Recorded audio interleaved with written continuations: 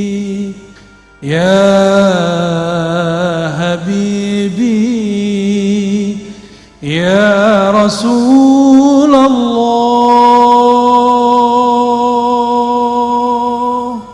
Salam engkau ya Rasulullah. Wahai Rasulullah, wahai ayahanda ruh kami, terimalah salam yang tidak sempurna ini dari kami. Jawablah salam kami. Terima kami jadi umat engkau wahai Rasulullah. Katakan, terimalah kami sebagai umatmu wahai Rasulullah. As-salatu wassalam, as-salatu wassalam, as-salatu wassalamu alaika ya sayyidi ya habibi ya abal arwah ya Rasulullah. Terima salam kami wahai Rasul. Ikuti saya. Ilahi ya Allah, luruskan niat kami ya Allah. Anta maqsudi, hanya engkau tujuan kami ya Allah.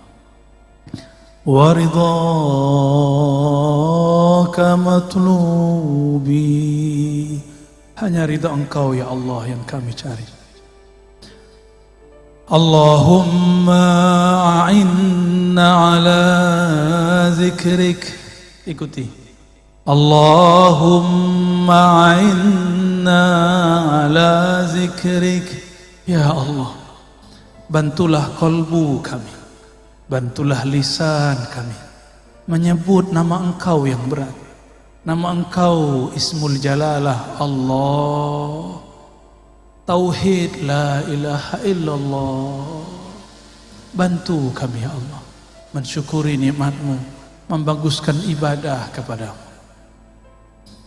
Coba angkat tangannya ya, satu aja bagian kanan tangannya, lalu di bawah ke pusar la, ditarik ke ubun-ubun ilaha, dibawa ke kanan illallah, hunjam ke kalbu illallah, dihentakkan ke dalam jantung kita. Jantung berkaitan dengan kalbu. Lagi diulang di atas, la ilaha illallah,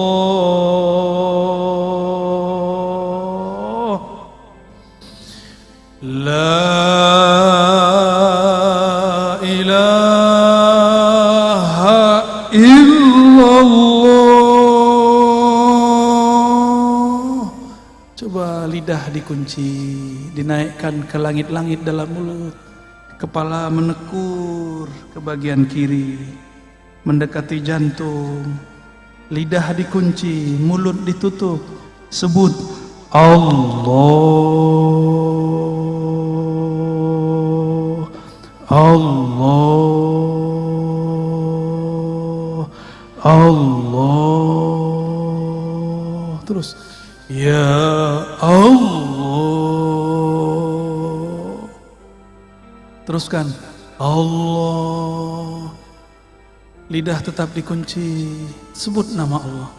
Sekarang teriak tapi dalam diri, di dalam diri, tidak bersuara, teriak di dalam kalbu, teriakkan ke dalam kalbu. Baca ya Allah,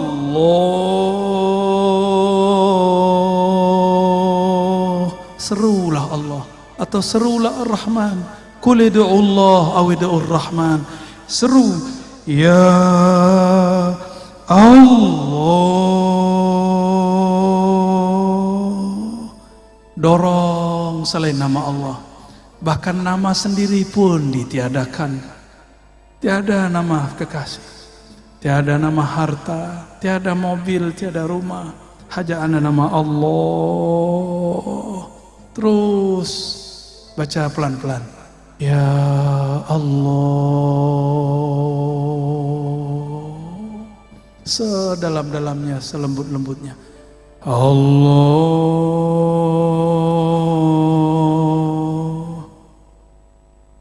Sama dengan cara yang tadi, hu tapi diambil dari pusar. Hu diambil dari pusar. Hu naik ke ubun-ubun. Hu dibawa ke bahu kanan. Hu dihunjam, dihentakkan kalbu. Hu Allah.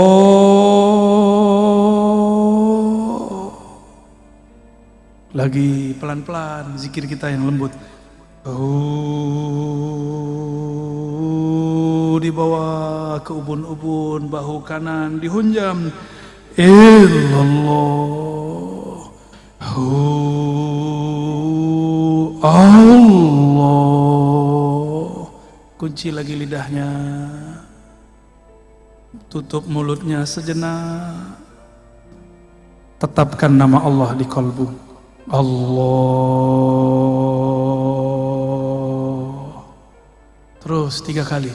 Allah. Ya Allah. Baca sama-sama. Muhammadur Rasulullah. Sama-sama. Muhammadur Rasulullah